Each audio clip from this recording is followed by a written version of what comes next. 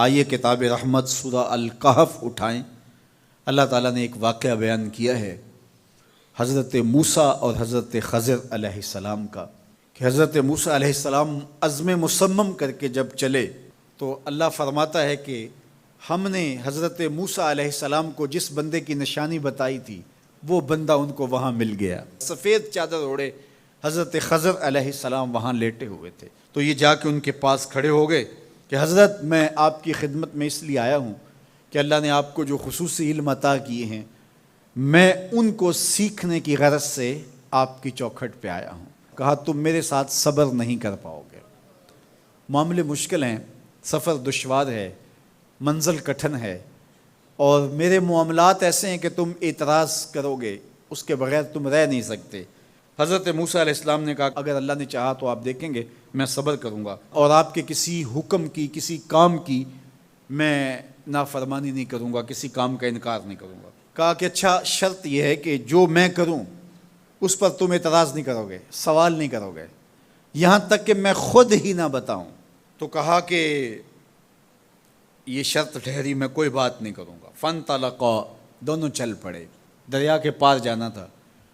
جو کشتی کا مالک تھا، کشتی بان تھا، وہ حضرت خضر علیہ السلام کو جانتا تھا، تو اس نے کرایہ بھی نہیں لیا، لیکن جب کشتی پر سوار ہوئے تو عصا مار کے حضرت خضر علیہ السلام نے کشتی کا ایک پھٹا توڑ دیا۔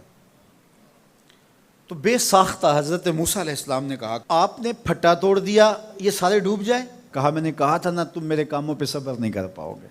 تو حضرت موسیٰ کو یاد آیا، کہا میں بھول گیا تھا، اس پر مواخذہ نہ کیجیے۔ پھر دونوں چل پڑے۔ بچے کھیل رہے تھے، ایک خوبصورت لڑکا وہ بھی بچوں میں کھیل رہا تھا۔ حضرت خضر آگے بڑھے اور اس کی گردن مروڑ دی، اس کو قتل کر دیا۔ صاحب شریعت تھے حضرت موسیٰ علیہ السلام، نہ رہ سکے، پھر بول پڑے ایک جان کو بغیر کسی جان کے بدلے میں قتل کر دیا، اس نے گوایا کیا تھا ہمارا؟ آپ نے بہت ہی جو ہے وہ غلط کام کیا، یہ کام اچھا نہیں کیا آپ نے۔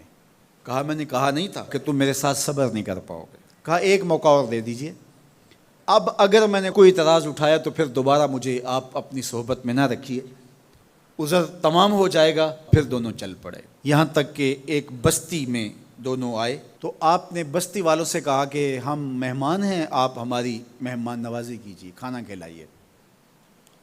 تو انہوں نے انکار کر دیا، کہا کہ ہم تو آپ کو بلایا نہیں ہے، آپ خود آئے ہیں، آپ اپنے کھانے کا خود انتظام کیجیے۔ گزر رہے تھے گلی سے تو ایک دیوار گرنا چاہ رہی تھی، تو جلدی سے اس دیوار کو مرمت کر دیا۔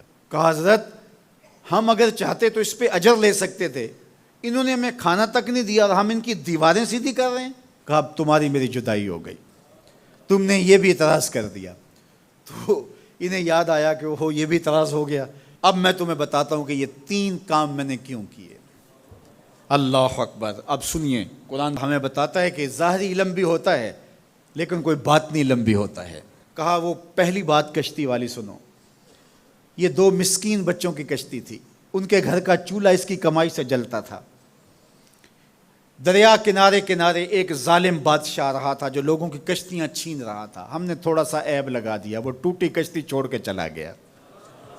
اب وہ تھوڑے سے پیسے لگا کے کشتی مرمت کرا لیں گے، گھر کا چولہا جلتا رہے گا، بتاؤ اچھا کیا یا برا کیا؟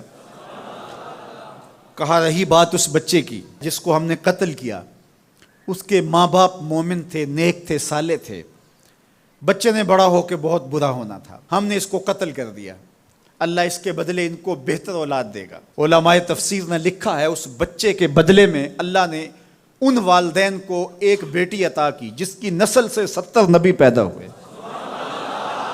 دیوار کی کہانی بھی سن لیجئے، یہ شہر کے 2 یتیم بچوں کی دیوار تھی اور اس کے نیچے ان کا خزانہ تھا، اور ان کا باپ بڑا نیک تھا۔ خزانہ دیوار کے نیچے ہے، دیوار گرنا چاہ رہی ہے، کسی معمولی دھکے سے گر جاتی۔ 2 ہی صورتیں تھیں، یا وہ بچے خود اپنا خزانہ اٹھا لیتے یا لوگ اٹھا کے لے جاتے۔ لوگ اٹھا کے لے جاتے پھر بھی ہاتھ میں کچھ نہ آیا، اور اگر وہ خود اٹھا لیتے تو بچے ہیں، بچپنے کی وجہ سے وہ اس کو اڑا دیتے۔ تو ہم نے اس کے اوپر دیوار کھڑی کر دی، جب تک وہ اس قابل نہیں ہو جاتے کہ یہ خزانہ نکال کے اس کو صحیح مصرف پہ لگا سکیں، اتنی دیر تک دیوار گرے گی نہیں۔ اللہ اکبر۔ وہ کسی وجہ سے دیوار قائم رہے گی، اور جب وہ اس عمر کو پہنچ جائیں گے جس عمر میں وہ اس خزانے کو سنبھال سکیں گے تو پھر دیوار خود بخود گر جائے گی اور یہ خزانہ نکال کر کے اپنے کام پہ لے آئیں گے۔ میں جب پہلی مرتبہ اس کو جو ہے وہ غور کے ساتھ تلاوت کیا تو مجھے یہ لگا کہ اس کا انطباق پاکستان کے حالات پہ بھی ہو سکتا ہے، اس لیے کہ یہ بھی یتیموں کا سرمایہ ہے۔ کتنے یتیم روتے بلکتے رہ گئے اور ان کے سر سے جو ہے وہ سائے اٹھ گئے اس وطن کے لیے، لیکن میرے مالک نے اس ملک کے خزانوں پر گہرے پہاڑ اور بڑی بڑی دیواریں کھڑی کر دی ہیں۔ جب تک یہ قوم بلوغت تک نہیں پہنچے گی اتنی دیر تک وہ خزانے ظاہر نہیں ہوں گے، اور جب یہ قوم اپنی بلوغت تک پہنچے گی، شعوری بلوغت، فکری بلوغت، علمی بلوغت، اور رب سے جو وعدہ کیا تھا پاکستان کا مطلب کیا، لا الہ الا اللہ، جب اس بلوغت تک یہ پہنچ جائے گی، اس وعدے کی تکمیل ہوگی، پھر رب دیوار ہٹا دے گا اور پاکستان کو اللہ اتنے خزانے دے گا اور پاکستان ایسا مالا مال ہوگا دنیا دیکھنے آئے گی انشاءاللہ۔